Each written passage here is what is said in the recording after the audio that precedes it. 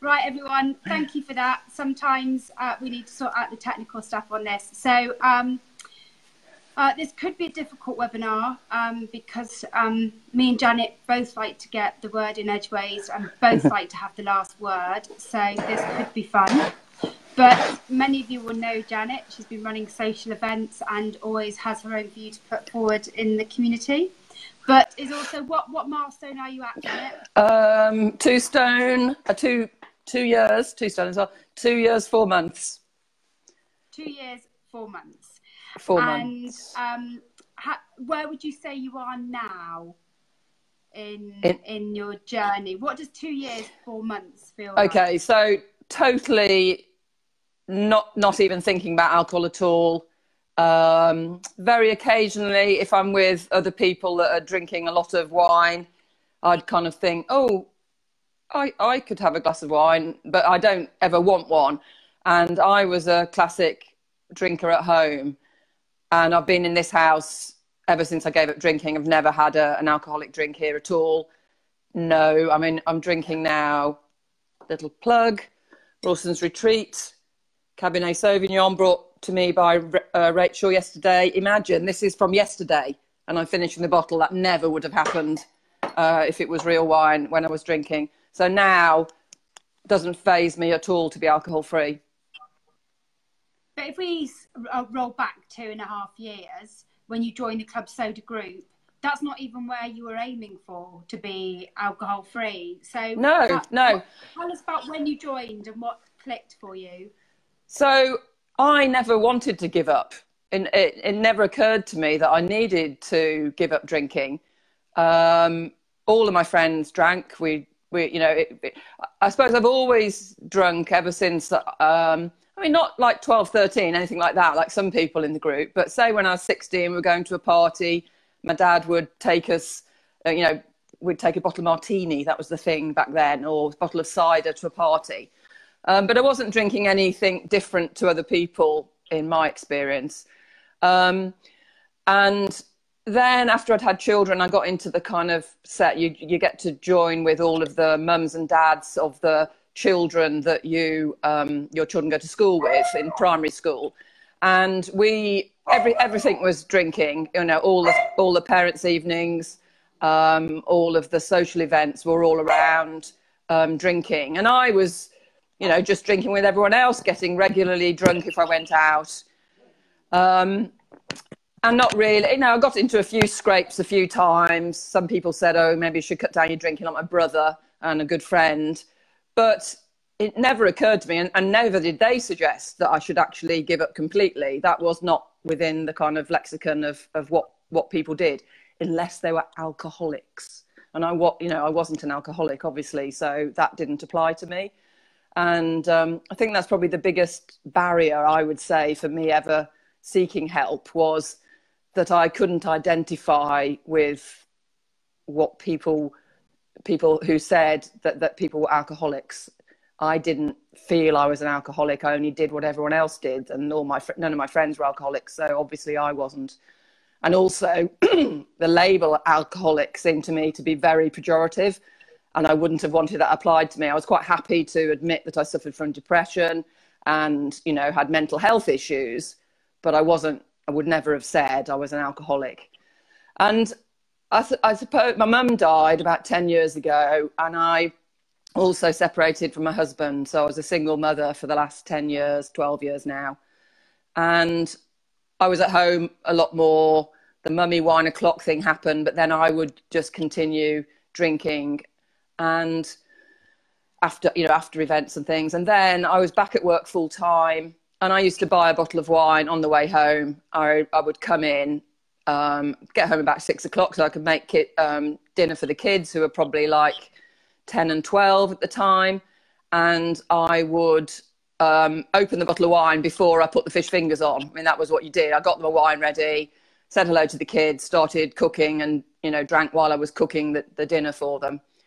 After they went to bed or watched television or something, quite often I would take a bottle of wine to bed, and I'd drink it in bed, watching on the iPad.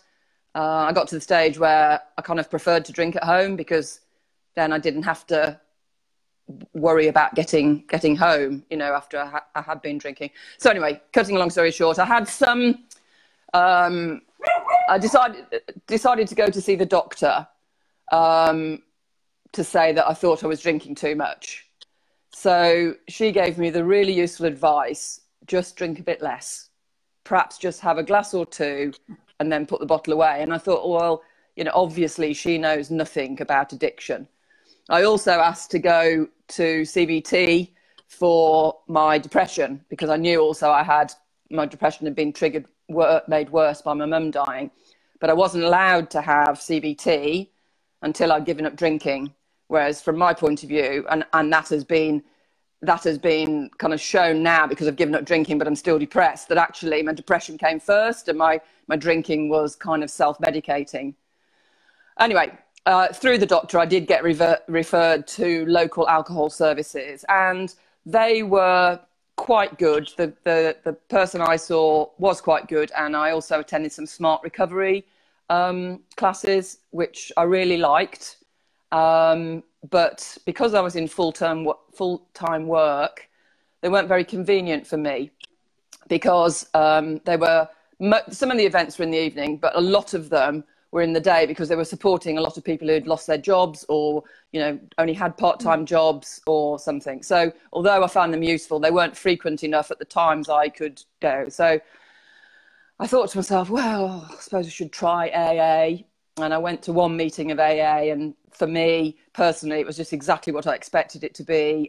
Maybe that's why it was, but I found it quite boring and not a place I would want to then go and spend, you know, several hours a week, which was the thing. So I came out of AA and I thought, right, I better find something else, something that's like smart recovery. I started to read about AA. I decided maybe a kind of woman's group might be better. The only one I could find was in the States. And somehow I found Club Soda, and I don't know what it was. I think it was because... You still weren't thinking that you needed to give up, though, at that point. So no, not at all. No. You need to give up. Is that not a bit weird? Is that I only went to AA because I thought, where I need to go somewhere, and where else could I go? And I think people, I mean, it was around the time, I found Club Soda after AA, because I researched the beginnings of AA, the fact it was, you know, quite old men, all this kind of stuff. And that's what led me thinking, I wonder if there's more of a women's group and everything. Anyway, I found Club Soda and I joined straight away. And fairly quickly, I decided to do the month off booze, which is now the Sober Sprint. And I did that starting on the 1st of May, 2016. And in that month, I met Sean Harris, who's in Wales, and we kind of were kind of sober buddies for that month. It was quite nice. And at the end of that month, I actually went on holiday, my first sober holiday, 3 weeks in, which was a cookery holiday with free Prosecco. But because I kind of decided, right, I'm doing this month off, I fairly much managed to keep alcohol free for the whole time. I did 29 days, I think. I came home and I thought, oh, you know, this is fine. I think I'll just have a glass of wine. And by the end of June, I was back drinking just as much as I was drinking before. My typical pattern was get a bottle of wine. Sorry, you got a question? No, it's fine. Carry on.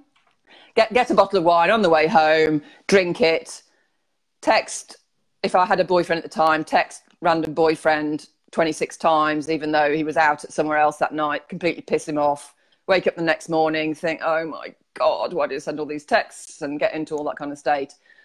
And then on the 4th of July, 2016, Serena Casey posted that she'd been alcohol-free for a year. And I thought, wow, if I did it now, I could be a year this time next year.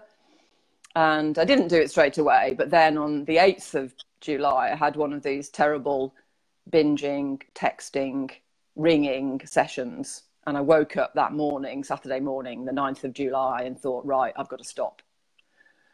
Didn't think I was going to stop forever, but I've got to do longer than I did before. That's what I decided. I'm interested in this bit where you managed 29 days and then you you started drinking again. What made you drink again after 29 days? Do you think you'd got it sorted or what? I don't think I really knew anything about addiction at that point. I have to say, I did the 29 days. I didn't read all the emails that you sent me, Well, which is then. Never told you that before. But as you know, I never read all my own emails. As you know, I only read half an email. Like Laura sent me an email about how to do this webinar, and I hadn't read the attachment, which is why I was in a bit of trouble. So, I'd done it. I'd kind of got the message. A little bit, but I hadn't. It takes years to learn about addiction, I think, and that's what I know now. I feel I'm fairly, kind of a bit of an expert in it. Anyway, the other thing, Sian Harris in Wales carried on at the end of May, and I was thinking, well, why did she carry on? I wish she'd started drinking when I drank, and then we'd be the same. So that was really kind of made me think a lot. I don't know. I hadn't really decided what to do after my 30 days, I suppose. I don't think I consciously thought you're fixed now, but I also didn't know enough to know that if I'd had one or two, I would go straight back to drinking. And obviously it doesn't, it's not the first night or the second night. It crept up over a few weeks. Yeah. You didn't have a plan. No, didn't have a plan. You didn't know what you didn't have anything to commit to because you hadn't made a plan to commit to. So it left you in this sort of space of having done something but not really processing what it was. Yes, and also I had engaged online. I think I left the group a couple of times in that first couple of months because I had a strop with somebody. I know Rachel reminded me yesterday, I got very upset about the Brexit vote, which was a particular tense time. And as you do when you're still drinking, you kind of get very upset by people's comments. And so I stormed off a couple of times. And then, what did you just ask me then? I've got Alzheimer's now. Well, really that you didn't have when you got to near the end of your 30 days, you didn't I didn't have a plan, no. No, I didn't have a plan. So then I thought, when I got to this, this kind of mad 9th of July, I thought all my plan then was, right, you did a month. That obviously wasn't enough or didn't get you where to work. Let's do 3 months. What I was going to say is, although I'd engaged a lot online and I'd read, I think by that time I had read Jason Vale. Again, I didn't read all of it. Got bored by about chapter 3 or 4. I know, but I kind of got the message with him that, alcohol's forced on you at every opportunity. There's no real reason why you should have it and all that kind of stuff, society. So I kind of picked up from that, but I'm a lawyer at heart and I skim read everything. And so books like that, which repeat and repeat and repeat, I just can't deal with them. So I've read quite a few books, partly. Yeah, I know, Rachel, you love Jason Vale, but God, I just need the 10-minute... I need the 10-minute Jason Vale. And to be fair, of all of the other books, I don't think I've finished any of the fiction. The only non-fiction book I've finished is Julian Kirkman Page, because he's funny all the way through and it's actually a bit unusual and he's not repetitive. He's doing different things. So I would really recommend his book. But the others, I read all of them a bit. You've dipped into them all. You've got bits out of all of them. So. Yeah.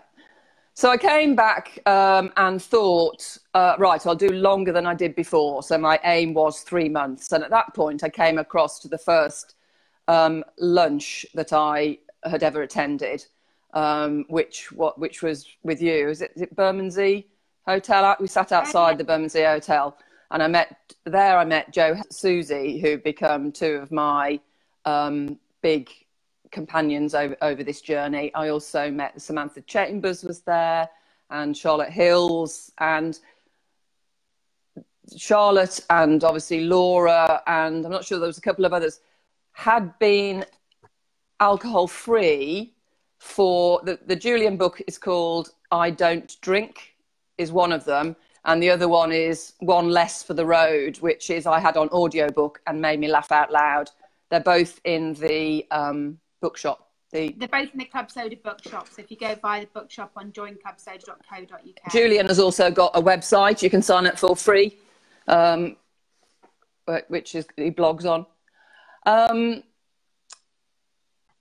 And yes, and so at that meal, it was a real revelation to me that there were people who actually had chosen not to drink, as opposed to people who had been told they're alcoholics and had to stop drinking.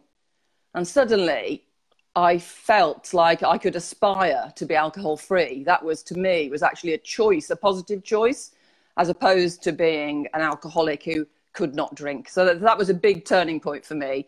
And as you know, I then came regularly to, I think, every club soda event in London. We were having them, they weren't all over the country at that point. You were having them regularly in London. And I used to come into London every day and met quite a lot of people.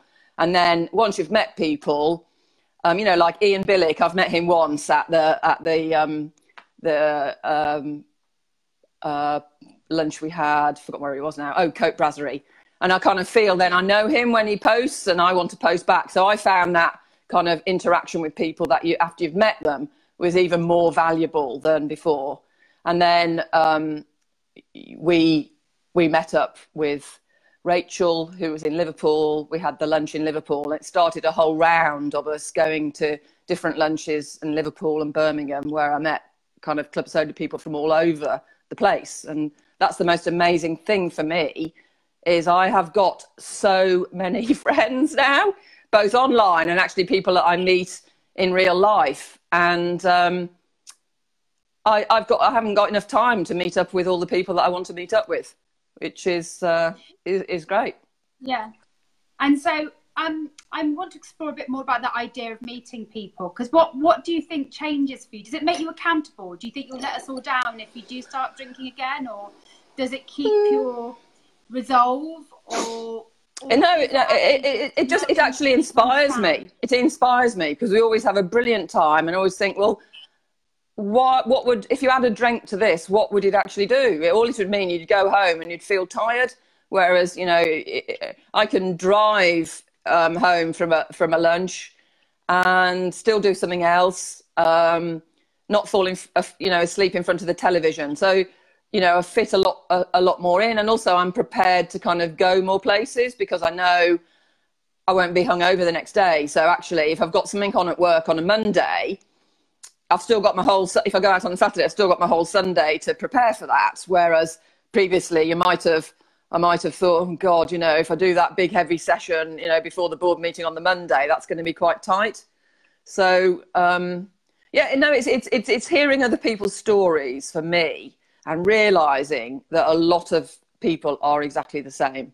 And also for me, I like giving confidence to other people that they can do it as well.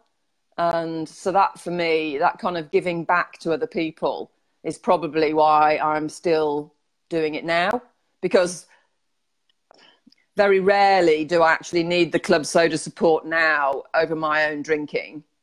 But, you know, I read the posts every day and I comment less because there's just so many people in the group now. It's quite hard to keep abreast of everyone's stories, but every now and again you'll see someone that kind of touches something which is quite close to what you did and chuck a couple of comments in, and then they say thank you or think, oh, that's a good suggestion. Then that, I feel, you know, that's really good to me. That I really enjoy that feedback, and that makes me think, well, of course, now I've got to carry on, because, you know, I can't tell somebody else how to kind of avoid a trigger and then submit to it myself, you know.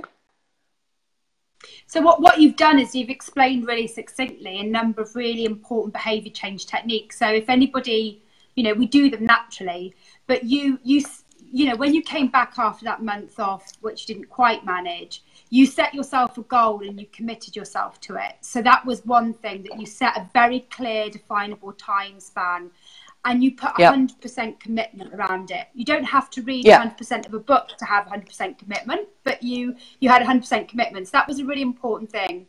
And then you also engaged with other people. So by meeting with other people, you did something that they call active role modeling, which is that you saw other people and you realized the sky doesn't fall in, it is all possible, you can do this yourself.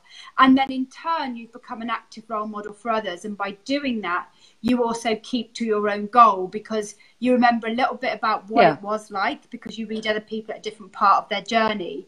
but you feel that you've got an expertise that you can now share, and that keeps you accountable. Yeah. So all in all, there's, you know, I used to scoff at all those self-help books that made you plan out things. And I used to do, like, skim read, go, oh yeah, I get the broad principle, but I never did the homework.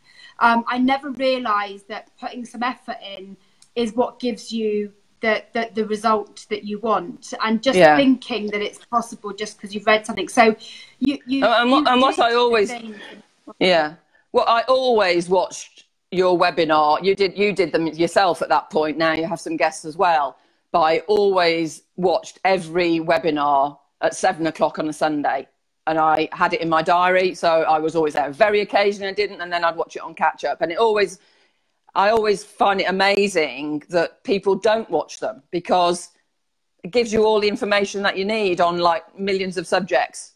So my favourite one, which I mentioned I talked about, is discomfort. So I watch your thing to say that the feeling that you get when you want that drink in those early days, you're not going to die if you don't have the drink. It's just a feeling of discomfort. And if you can kind of get through that feeling, you'll feel better later. And you know, you can use various techniques. And once I suddenly realised that was all it was, I think, well, you know, I can put up with this. I've been through childbirth, for goodness sake. You have to put things, you know, you put up with things to get what you want. And once I realised it was that was really helpful to me, because I could kind of think, oh, this is just discomfort. This isn't going to kill me, and I can get through this. And it gets easier. And it's interesting, because that discomfort thing really worked for me as well, because I used to think it was a craving that you could do nothing about, when actually discomfort you can do something about, you can distract yourself. But also, as time gets on, that discomfort gets less and less. And I've been using the same technique around diet. Obviously not when I'm on Club Soda Socials and I have the dessert, but or 2 desserts. The rest of the time, I decided that's going to happen on days. But you know, but it's the same principle. Your mind wanting you to have something you can't have, and you know you can't have it, and what it's making you feel is uncomfortable, and you can distract yourself. And I found that incredibly powerful when I read about that. So yeah. When did you decide it was forever then? Because you went through this 3 months period. When? Yeah. So I gave up in July. I then got to December. So I was about 6 months at Christmas. And at that point I was planning, my daughter was 21 in the July, and I was planning a trip to New York. And I remember having this discussion with people. Oh, well, of course I'll have a cocktail in New York. You know, I am alcohol free, but of course I'll have a cocktail in New York. And then when it got to about 7 months, I suddenly thought, oh, I thought, well, maybe I'll just carry on with this. You know, why would I change? I'd just come back off a holiday in South Africa, where I'd had a brilliant time. The previous year, I'd got pissed on New Year's Eve, did lonely Facebook posts, which I had to delete the next day for fear of upsetting people, and missed the fireworks because I went to bed because I was drunk and pissed and upset. And then the next year, the year we're talking about now, when I was 6 months, because I did almost the same holiday again. My brother lives in Cape Town, so I was lucky enough to go again. And I had a much better time. I could enjoy everything, could watch the fireworks. I didn't fall out with anybody. And I kind of thought, well, you know, why would you go back to that holiday that you had before, when you've had this brilliant holiday where you didn't upset anybody, you didn't put on very much weight, and, you know, you had just a good time. So that's when I started thinking about it. And in fact, then when I got to July, which was almost a year, in fact, I think, it was after a year, actually. We went in August, so it was just over a year. And I did then think, yeah, maybe I would, but it just didn't occur to me. We were there. It didn't occur to me to go and have a drink. We did go to a rooftop bar on the top of a museum. My daughter actually had a cocktail, which was not very nice, she says. But I didn't. I just had a soft drink. And yeah. So then, I think from then, I still don't say necessarily forever, but as I go on, I think the only reason to do it would be to fit in with other people. And I'm not the kind of person who does stuff to fit in with other people. I'm my own person. It's quite a rebellious act to not drink. Yeah, I yeah. quite like it for being a rebellious act. In a world that continually wants us to get drunk, the most rebellious thing you can do is not. Yeah, and I'm very lucky that all of my friends have been supportive. So I probably, my friendship group shrank a little bit when I was drinking. I didn't realise, you know, I realise now that was because I would have perhaps caused issues maybe at their events. But my close friends and my family, they've all been really encouraging and are really proud of me. So that's really helpful. So they've never tried to persuade me to have a drink. In fact, the opposite. When I was, you know, say 5 or 6 months, and I say, oh, maybe I'll have a glass of wine. Are you sure? You know, I don't. Do you really want to do that because you've done so well? So that, and so I don't feel out of place in the main because people don't make me feel out of place. But occasionally, you just, you know, you think, oh well, it might be easier to have a glass of wine, but it's just not. So I don't. No, and it becomes a. I mean, that question still arises in my head. Oh, you know, oh, why can't I have a glass of wine now? But it's very fleeting and it's not something I act on. And I think that's the difference. Yeah. It doesn't come with discomfort. It often comes with a curiosity. So when I think it, I think, oh, isn't that strange? What is it about this situation that makes me think like that? Rather than it being a discomfort. So yeah, that's interesting. You talk a bit about how you think some of your relationships have got better, like, you know, you don't upset people at parties and all that sort of stuff. And I think relationships are a really important part of changing drinking. Are there any other benefits? And is there other things that have happened? And you talked a bit about your mental health. Where have all those things fitted together? Because I'm sure life isn't a bed of roses. Yeah, so I have suffered from depression. I think I probably started when I was about 17, although it wasn't particularly diagnosed at that point. But I was put on antidepressants after the birth of my second child. So I had a bit of postnatal depression, I think, at that point. And I'm still on them now. What I hadn't realised is that I really had anxiety. And when I gave up drinking, that was the best thing. So, you know, I've got quite a high-powered job. I'm senior lawyer in a company. I go to meetings with the directors, you know, monthly and that kind of thing.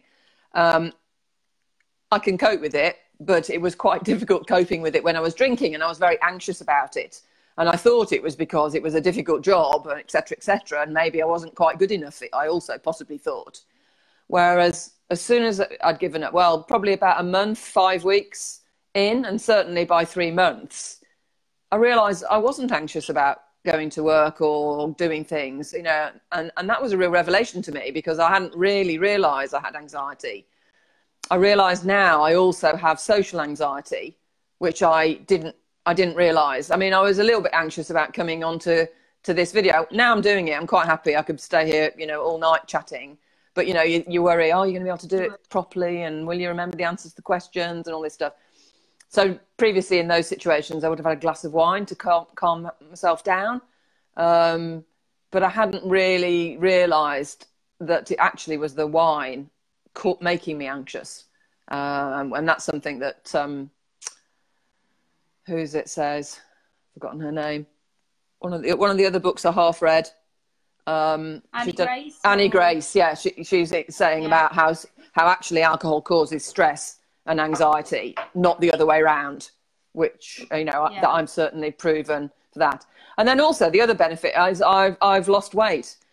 6 months, I didn't worry about my weight to start with. I was quite focused. I'm giving up drinking. This is what I'm doing now. After my 3 months, I just carried on. And then when I got to 6 months, I thought, well, I want to sort my weight out now. I've been overweight since I'd had my kids, so 18 years, something like that. And I joined Slimming World, and I found that the techniques that they employed, which is effectively CBT, was exactly the same as the techniques I'd used to give up drinking. And therefore, I found it quite easy. So I lost 2 stone in 6 months, and you know, and then felt fantastic. and I put on a little bit of weight, but I've kind of lost it again now. So I'm back at that stage. I've also... It's a really interesting thing that we often want to do everything all at once. So lots of people get very anxious about the fact that they're eating sweet things when they first give up drinking. But you need those things to get you through the discomfort. As discomfort lessens, you need those things less, and then you can concentrate on your other fitness goals. But I suspect you couldn't have lost weight unless you'd given up the drinking. No, not at all.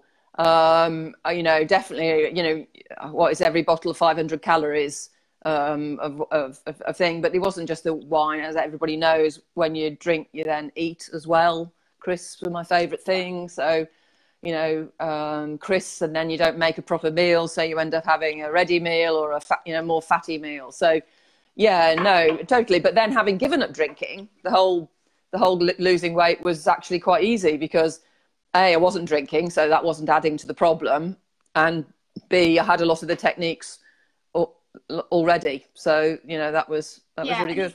It's interesting you talk about that 6-month mark, because I think the 6-month mark is where your body's managed to adjust quite a lot to changing drinking. You've drunk a lot of water, you've done a lot of sleeping, you've got over that big hump of discomfort.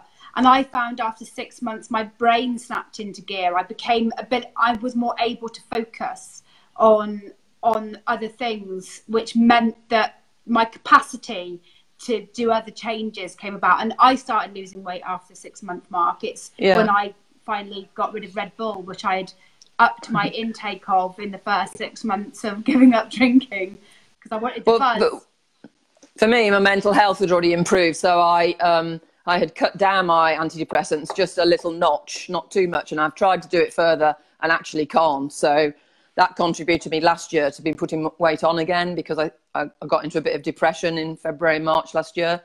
But I did drop it, and so by 6 months I was feeling really motivated to do something. But I'm just going to say about alcohol-free drinks and crisps. So when I first gave up, that's what I did. I treated myself. I tried every alcohol-free thing going. There wasn't so much choice at the time, and it was quite fun. I remember with all the other soda bubbles at the time, tracking down what we could find in Tesco and kind of reporting it on the site and tasting it. And crisps. So I used to come in, and instead of having my bottle of wine, I'd have my alcohol-free wine or beer and crisps or chocolate if I fancied it. And I did that at the same time. So the 6 o'clock time when I came in from work, that was what I did. And that got me through, and I didn't really worry about whether I was putting on weight or not. You know, I just did one thing at a time. And you know, there's a lot of controversy about alcohol-free drinks. From my point of view, they were the key to me being able to do this, and it just made it so easy because I could just that was my way of, not the only way of solving my discomfort, but it was a very easy way to do it. And people say, oh, you'll get addicted to them. And I at the time I thought, well, I don't even care, because even if I get addicted to them, they're not alcohol. So then I'm not going to go and do crazy things or text people in the middle of the night. And Dawn's given me a lot of grief on this, but she's a texter as well. I think she's a bit of a texter in the past. But you don't get addicted to them. I mean, I'm having this wine now because it was left, you know, over, but probably I wouldn't have had anything tonight. In fact, I didn't. I've got water here as well, and I almost just thought, oh, I'll just have water. And I've got a whole kind of cupboard of alcohol-free beers, which I haven't had any for about 3 or 4 months because I just don't fancy them anymore. And I mean, I will have them at some point, but I don't need them like I did at the beginning. And I was one of the biggest people for having them and trying all different things. So just, I would say, go for it. Don't worry about it later. The important thing is, nothing stays the same. You might use them quite a lot when you first give up, and then things shift. And you can't get addicted to them because they haven't got alcohol in them, and most of them haven't got sugar in them either. So actually, you're putting something in place of the habit to deal with the discomfort. And over time, as that discomfort lessens, things shift. And that's what I think is most interesting, that actually we often think when we start something new, when we start something new that we think might be bad for us, we think it's forever. But when we start something new that's quite good for us, we think it'll only be short term and we can't possibly manage it. We've got a really weird psychology. So we start exercise and we go, oh, it'll never last. But, you know, we start eating, you know, an alcohol-free beer at 6 every day and we go, oh, no, I might become addicted. And it's like, no, let's put this into perspective. You know, let's work out what's working for you. But it's interesting. My whole goals have changed in life now. I, you know, I'm not quite retired, but will be retiring in the next kind of 5 to 7 years. And actually, when I look forward to my retirement, what I want to do is be fit and healthy and be swimming and still doing parkrun. 5 years ago, that I never even thought of any of that. You know, I kind of had ideas about what I might want to do, but they didn't involve being fit. And, you know, it's completely changed my whole being, really. Before we go any further, I just wanted to say to everybody who's watching that I wanted you to consider making a donation to Club Soda. I'm down as an admin on the group. I'm only an admin so that I can invite people to lunches and things. I'm not actually part of Club Soda. Laura and Lucy set this up. They don't. This is their only job. They don't. This is the only money that they get, and they don't really make enough, you know, barely minimum wage to kind of to carry on. And can't buy my own alcohol. I now, well, I don't know how long ago it is now, but quite a while now. I pay £9.99 a month, which, considering I was probably spending £7 a night on wine, I can easily afford, and I hope that some of you can too. Maybe not that amount, but whatever you can afford. And just think about it, because we don't have to pay, at the moment, we don't have to pay to use any of the Club Soda resources unless you sign up for a course. And it's an amazing bank of resource and support. So that's a little plug. I wasn't asked to do that by Laura. I just want to do that myself. I'll put a link in if anyone wants to donate, but you can go to the website, it's on the shop, or you can even make a donation to my half marathon because I'm stupid. And you don't, I mean, I do it regularly just because it's easier for me, but you can just make a one-off payment if you just, you know, want to do it like that. So that's brilliant. I'll put the link in later, and thank you for saying that. We don't often ask enough, and for me, it's really important to keep Club Soda as a free entry point so that everyone can benefit from what I think is the most valuable resource, which is the fellow members. And I cannot tell you how important I think it is that you all have each other beyond, you know, and then the other things we put on the outside are really important, but that just being able to bring you all together, and the time that the volunteer admins also put in to managing the group. I did think when I first set up Club Soda that we're all adults, it would all look after itself. Oh my God, that doesn't happen because, you know, I recognise in myself, I've even left the group once when I was in a bit of a huff, that we all write and read in the mood that we're in, and it doesn't always come out well. And so we sometimes need to admin that. And because we do try and care for people where possible. So, so a lot of work goes into this, and the volunteer admins are a really big part of that. So, so yeah, so just to let you all know. Okay, so I'm going to ask you some very particular questions about Christmas, because you've also combined your Christmas with sober holidays because you've been to see your brother. Yeah. So what are your top tips for sober holidays, and particularly going away over the Christmas period? So, well, I was lucky. My brother, as I said, was on board. I arrived and he had bought whatever alcohol-free stuff he could find in Cape Town and stocked the fridge for me. And there wasn't much of beers, but it was full of lovely sodas and things. So that was fantastic. And this time when I went, they've actually tracked down some really nice wine for me. And Nicholas had ordered a case in. He actually was left with some because whereas I used to chug it down, now I don't really drink so much, even alcohol-free wine. So he left with some. But, you know, I enjoyed sharing that around with other people as well. So if you're going to family, then obviously see if they could get something in for you. Other friends of mine have been known to stock up their either car boots or their suitcases with alcohol-free wine/beer to take on holiday with them. So that's another good idea. Certainly if you're going in this country and you're going in a car, just take them with you. You can take an ice box as well if you're going camping, that kind of thing. Or, you know, that's another... Sorry, got a message coming in. And then just have a think about...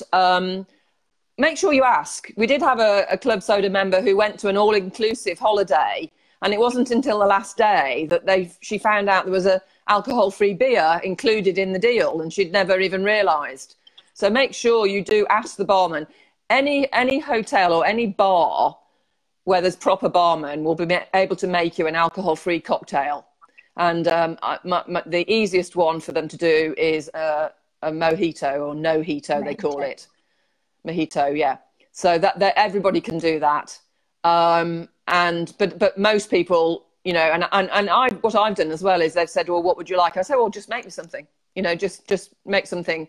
And they usually quite like that challenge. So make friends with the barman. If you can't find a particular cocktail that you like, find a soft drink that you really like and pimp it up with some kind of, again, cocktail bars always have mint and fruit and put that in. I go to Cape Town. One of the things that they serve there, and you can ask anywhere, is a drink which is half lemonade, half soda with a dash of bitters in it, Angostura bitters. Which just makes a lovely long drink.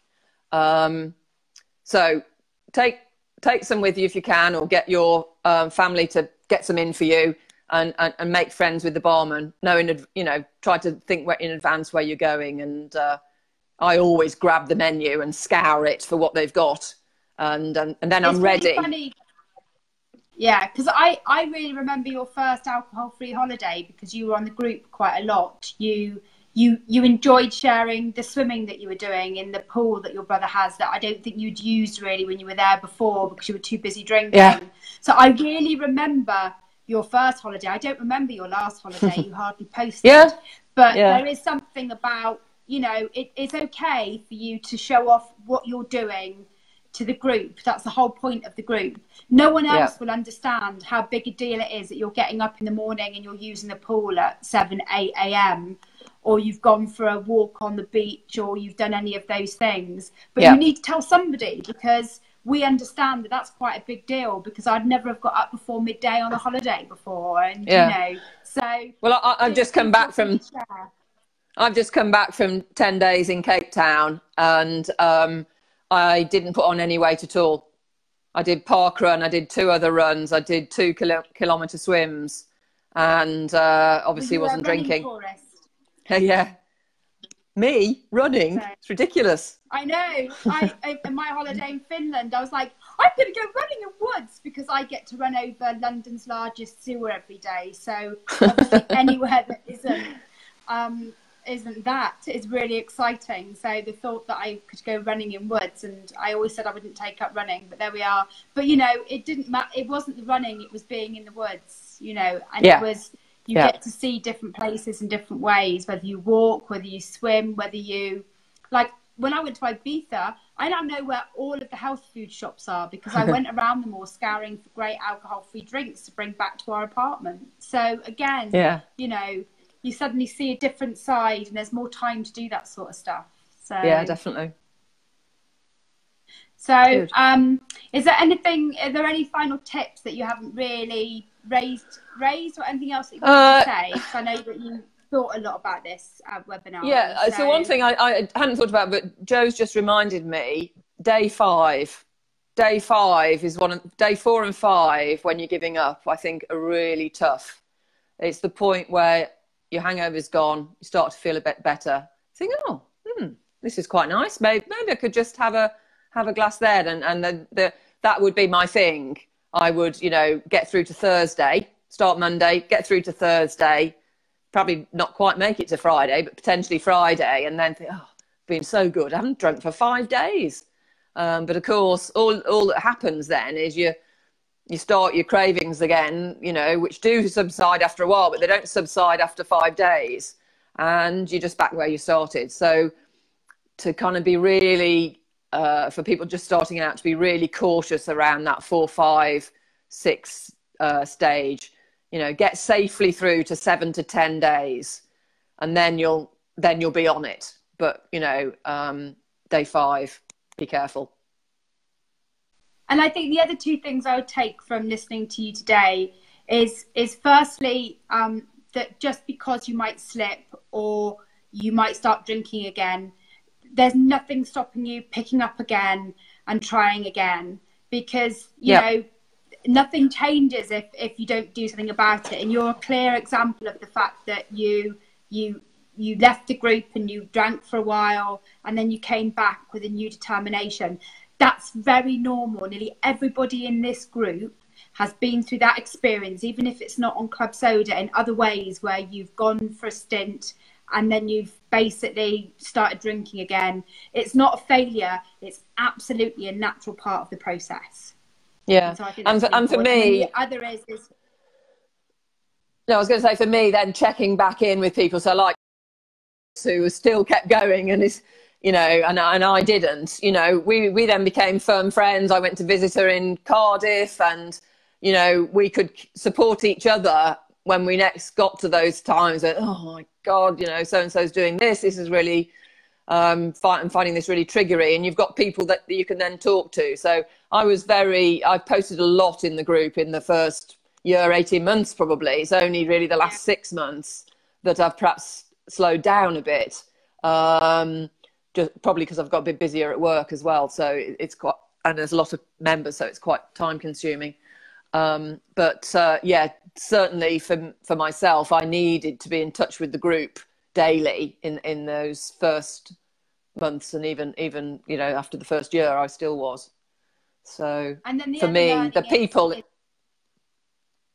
Yeah, so the other learning is exactly what you were about to say, which is meeting other people. Yeah. And we've got an event on December the 10th in London. I'm doing a pop-up bar and a bit of a shop, so you can buy some stuff. We've got the festival coming in January, so you can come and meet other members. And also we've got a full-time motivation stage during that festival. So meeting other people, as anxious as it may make you feel, you know what? They all turn out to be the most loveliest events, even if there's only 3 or 4 people there, because once everyone starts talking, and we talk about everything, but we've got that underlying understanding that we've all had a very similar challenge, and it just is a really natural conversation. I mean, everyone's a little bit nervous when they first come in, and then they leave. They say, "Oh, I can't believe it. We just all got on so well, and you know, I met this person and they had the same problems that I did," and it's very, very supportive. And the festivals are just brilliant because you can try all the different drinks and chat to people, and also, you know, some of the speakers are quite inspirational, and you think, oh, that's a different idea to what I'd thought. And so I think I've been to all of them so far, even Glasgow, the very wet one. You went to Glasgow, and you're all welcome to obviously come to that festival, but you're also all welcome to organise a social in your patch, which you can ask Janet about or me about, and I've got some more helping us organise those, so you don't have to rely on my shoddy organisation. But if you want to volunteer to run something in your area, we're getting more and more resources to help you do that, and I'm really it's another way to step up a little bit, but also do something that will support you in your journey. And you don't have to be perfect to run a social. You may still be in the process of changing your drinking, but there's never ever you'll never regret making new friends who aren't drinking, who aren't far away from you. Yeah. And I mean, this weekend I met up with 3 of the people that I first met in 2016. And we just, you know, did a shopping day in London, chatted all day. One of them was staying with me, chatted all evening, chatted all morning. You know, there are real friends now of mine that I'll have for life, and never would have met them without Club Soda. So it's awesome. And we're not the same. We all do different things. We're different ages. But we just get on because we've got so many common grounds, and yeah. Brilliant. Cool. I'm going to leave it there, Janet, because we've done nearly an hour, and I know you and I could carry on talking for ages, but we can always do another webinar at another point. Yep. My 5 years, maybe. Yeah. Little way to go. Yeah, and if anyone wants to become a Club Soda admin, we are creating some new groups to help deal with the number of people that we've got to try and help with that. And we are looking for volunteer admins. So if anyone's interested in that, to let me know as well. Right, great. Gonna let you go. Yeah, thank you. Bye. Thanks, everyone. Bye.